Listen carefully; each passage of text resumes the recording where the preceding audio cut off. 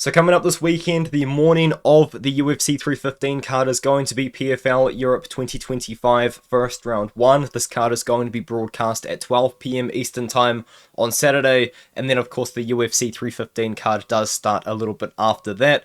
This is actually a pretty solid card. It is obviously the PFL Europe season. They're going to be doing the lightweights in their first round on this one, with a few showcase prelims as well as a few showcase co-main and main event. I'm going to try and make this one relatively fast. If you are uploading this video at the time of if you're watching this video at the time of me uploading it, I'm actually live streaming right now with BitSam, so go to BitSam's channel, check out the live stream, because I'm live with him talking about UFC 315, and then of course as well with this card, I did write an article about it on the We Want Picks website. No, I'm not doing PFL MENA this week. The reason why is because I had 2 exams. I'm not even kidding, I think I've had 12 hours of sleep over the last 4 days. That might even be pushing it. It might be 12 hours over the last 5 days. I just haven't been sleeping. I've been studying. The exams went well though, at least. But yeah, it's been a tough time the last week or so, so I'm not doing PFL MENA this week. I will admit also I'm not going to be covering these first couple of fights too. There's just a lot of debuting fighters I'm not too familiar with. However, Nahom Wedi is, in my knowledge, the first fighter to ever represent in MMA the country of Eritrea, which is just north of Ethiopia in Africa. And so that's pretty cool. But we're going to start out here with the first of 4 lightweight tournament matchups. Claudia Pacella taking on Gavin Hughes. And I will say one thing about Gavin Hughes is you are going to get a fun fight out of him. You know, I don't think I've ever watched a Gavin Hughes fight and thought that and not been entertained. He has been in the Cage Warriors in the past, got a comeback win before that, but before that was on a little bit of a losing streak across Bellator and Cage Warriors. He has been somewhat inactive throughout his few fights, but as I said, he's been fun. He's a really big guy for lightweight, and he does have quite a bit of power in his hands. Now, at 37 years old now, I will admit, it does look like he's taken a little bit of a step back. It was a comeback victory over Dean Truman in this one. He was able to land a couple of nice strikes in the first round, but the story of that first round was Truman taking him down with not too much issue and then just getting crazy ground and pound up on him, and Gavin Hughes was bleeding everywhere. Got a quick guillotine in the second round. Claudio Pacella really put himself on the map when he got a big upset over Mark Ewan, who is also on this card, and he looked good in that fight, man. He didn't look like the more technical striker, but he was pressuring forward, he was landing the bigger shots, and that overhand right was pretty much the story of the fight, and Ewan was backing up, and Pacella was able to really just kind of capitalize on that, and he was able to rock Mark Ewan in multiple moments in that fight, and he looked good. And then he backed up that massive underdog performance with another good win over Oscar Owensworth. Now, I've talked about Oscar Owensworth a few times on my channel. I don't think that he's the best striker, but it is another pretty top guy for Pacella, and Pacella was able to show that this just wasn't a one-off performance. Pacella's a pressure forward guy. He can shoot takedowns, but it's not really in his game. He does mostly want to strike, and I do think out of these two, they're going to throw down, and I think Pacella's going to be able to land the bigger strikes, and I think that Pacella does win this one by decision over Gavin Hughes. The odds are pretty wide. Pacella is minus 350 right now, and Gavin Hughes is plus 275, but I think Pacella gets it done by decision.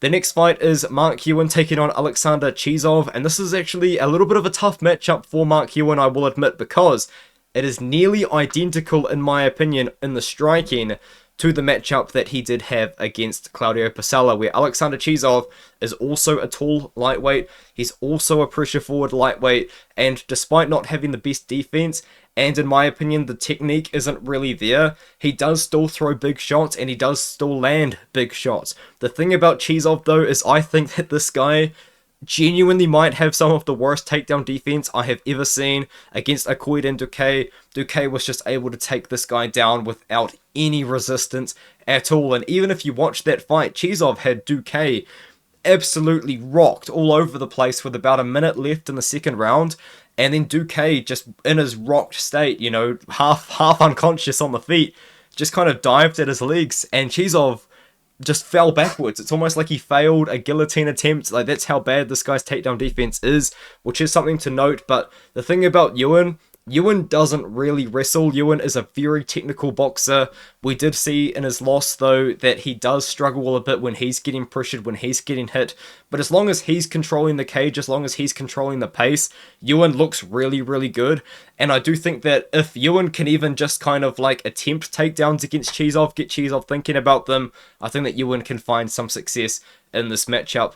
I think Chizov is dangerous, though. We've seen that he can hurt very good opponents on the feet, but the takedown defense is not there at all. I know Mark Ewan isn't a wrestler, but if he wants to wrestle, he could get the takedowns here. I genuinely do believe that, but I think Ewan does get it done here, once again, by decision. He's a big minus 450 favorite in this matchup. And I do think that they're potentially setting up a Pacella versus Ewan rematch, which could be interesting. In between those lightweight belts in the Tapology order, we have Haider taking on Sean McCormac. Big step down in competition for Haider. Of course, I did famously pick him to lose to Mustafa Abada Rashid Nidar because Haider is a victim on the feet. Like, this guy's striking is not very good at all, and Rashid Nidar is like a Middle Eastern kickboxing champion or some sort of taekwondo or something like that. And I thought that that was going to go over, and then he got injured pretty quickly, and Haider just won the fight by injury. But Haider, I will say, very good grappling for middleweight. Like, it is very good. It's just the problem is if he doesn't get the fight down to the ground, he can find himself in trouble. Now, this opponent, Sean McCormac, hasn't fought for 2 years, and he's also a grappler. So I kind of just put 2 and 2 together here, and I thought grappler versus grappler matchup. Haider been much more active. Haider fought, aside from Aubin Elliott, better competition. I think Haider gets it done. I think Haider gets it done by submission in the first round as a minus 450 favorite again. Now we move up to the next set of lightweight matchups. This fight has surprisingly close odds. I will be honest, I was a little bit surprised when I saw the odds because Gino Van Steenis, at the time of me writing the article, was only minus 115. He's minus 125 right now, so a very slight favorite in this matchup. And I think that Van Steenis has a pretty solid chance of winning this fight. Van Steenis, as well as a McAleenan, is huge. These guys are both 6'1" for lightweight, but Van Steenis fills out his frame very well. He's very big for 155 pounds, and I've been quite impressed with what I've seen so far from him. I think that Van Steenis, out of these two, is the better striker, and the thing about Van Steenis too is he can mix in takedowns if he needs to as well. A lot of his TKO wins come from getting a takedown into ground and pound, and Decky McAleenan is a pretty solid guy himself. He does strike using his range pretty well, but I wasn't super impressed with the striking defense. He doesn't really move his head too much. The thing that McAleenan is going to present a big challenge to Van Steenis, though, is definitely his grappling, because McAleenan, he does have a pretty solid ability to throw up defensive submissions. He got an armbar in his second to most recent win, and then this fight here against Vili Mankanen, he was throwing up submissions on his back, and he actually won this fight by the ref stood up Mankanen, who was just controlling him on top and not really doing anything, and then McAleenan knocked him out like super quickly after that. Maybe somewhat controversial finish, I don't know, but yeah, good win there for McAleenan. I do think in this matchup, though, the better striker is Van Steenis, and if he wants to grapple, he's going to have to be careful of submission attempts from McAleenan, but I do think Van Steenis can get it done in this matchup here as just a slight favourite. And now we have Connor Hughes taking on Sebastien DeFranco. Connor Hughes, ever since signing to the PFL, he's just become a striker. This guy was grappling a lot on the regional scene. He's got a lot of first-round submission wins, but nearly all of those submission wins come before signing to the PFL on the regional scene. And now that he's joined the PFL, he's become much more of a striker than anything. We've actually seen him out-wrestled quite a bit.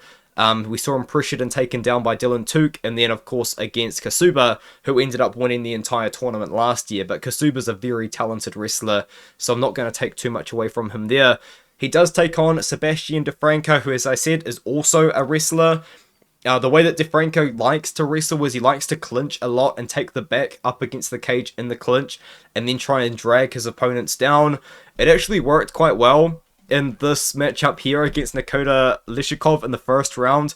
DeFranco controlled Lishikov in the first round, and then honestly I think Lishikov was just like, no more of this. And then Leshukov just ragdolled DeFranco for the last 2 rounds. It was kind of an insane turn of events, considering DeFranco was getting the better of the grappling early, and then Leshukov just Islam Makhachev did, man. It was actually kind of nuts. But DeFranco on the feet, I think he's okay. But I do give the striking advantage to Hughes. Hughes is big for lightweight. I mean, that's a bit of a theme here with this card. We've got a lot of big lightweights into this tournament. Hughes is 5'11", very stocky guy, very big legs, uses his legs to get a lot of leg kicks off, and has decent takedown defense. I will admit the takedown defense isn't incredible. We have seen him taken down before. We have seen him pressured before. But I do think in this matchup against DeFranco, I think he's got such a striking advantage. DeFranco's not really going to be able to shoot any like unexpected takedowns, especially given his style where he clinches first and then gets the takedown. I think I give Hughes the strength advantage as well. So I like Hughes to win this matchup here by decision. And now we can move up to the co-main and the main event here. Two very wide odds fights. I mean, Lewis McGrillen-Evans is minus 2,000 to defeat Alan Philpott, which is kind of nuts, but I do think Lewis McGrillen-Evans does win this fight. McGrillen, of course, he's a knockout artist, man. He's getting so many finishes at 125 pounds and now 135 pounds. I personally really would prefer that he would fight at 125 pounds. However, I do think at this point in his career, I don't think he can make 125 anymore when he used to, when he was on the regional scene coming up. But he is taking so much damage in his fights, man. Like, these are absolute wars, dude. Like, some of the best fights you've ever seen, McGrillen-Evans has probably been in them. But he's taking a lot of damage in these fights, which I don't really like to see. But I don't think that that's really going to be a situation here against Philpott. Philpott, he's a guy, obviously, that fights for Eternal MMA. He fights on the Australian regional scene a lot. And he's okay, you know, like he's one of those veterans that turns away like guys that aren't amazing, but he does lose to some of the better guys on the Australian regional scene. But from what I've seen from Philpott, is he's also a guy that doesn't like getting pressured, and he does not like combinations being thrown up against him. Even though he did get an awesome KO win over this opponent here, Hirakawa, in moments, Hirakawa was throwing some combinations and Philpott just wasn't really moving his head and kind of was freezing in the middle of a combination that Hirakawa was throwing. I don't really like seeing that when McGrillen is a high volume guy with a lot of power. I do think McGrillen gets a knockout win here, and after that I don't really know what the PFL is going to do with him, because they didn't put him in the Europe tournament and they didn't put him in the PFL tournament, so yeah, no idea what McGrillen's going to do after this, I will be honest. Maybe a rematch with Wesley Meyer. Who knows? But I think that McGrillen gets it done by knockout here. And now we have, of course, Paul Hughes fighting against Bruno Miranda, and another massive favourite. Paul Hughes is minus 2,500 against Bruno Miranda. And that's insane to me, I will be honest. I do think Paul Hughes wins this fight, but Bruno Miranda's a pretty solid fighter. And stylistically, it is a good matchup for Paul Hughes. But I also think stylistically, it's a matchup that's dangerous for Paul Hughes. Now, Paul Hughes, of course, as we know, just recently nearly upset Usman Nurmagomedov. I do think Usman Nurmagomedov won that fight, but Paul Hughes gave a much better account for himself than I gave him credit for. And he also beat AJ McKee. Now, he was a minus 1,200 favourite against Bobby King, which is probably where the odds are getting at for this one too. But to talk about Miranda, Miranda is a Muay Thai striker that shows incredible takedown defense against wrestlers that aren't super great, but the takedown defense isn't good enough against the best of the best. Like, he showed great takedown defense against Ahmed Amir, great takedown defense against Alex Martinez, but then when he took on OAM, who ended up winning the tournament, I believe, a couple of years ago, and then Brent Primus, who made it to the finals last year, he obviously couldn't defend those takedowns. But Miranda is a Muay Thai striker that comes forward and he throws a lot of hooks. And one thing that he does well is he works the body a lot with his hands, which is something you don't necessarily see all that much in MMA. But ultimately, it's a 3-round fight, not a 5-round fight. Once again, I also think Paul Hughes is the better striker out of these two guys.